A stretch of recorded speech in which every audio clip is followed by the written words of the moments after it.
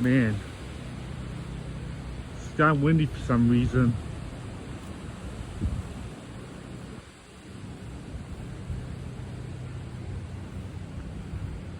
It's a bit windy out here. 35-mile-an-hour wind gusts, which is not terrible, but pretty windy.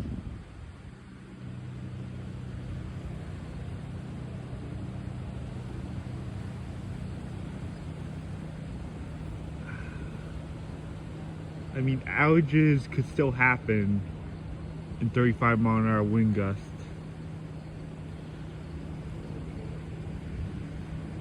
They're still possible.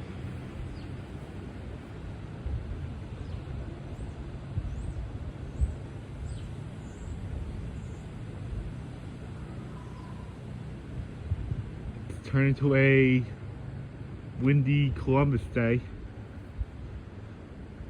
Have a day off. And it's windy. It's also been 5 years where I went to Disney in October 2019 to do the Halloween stuff.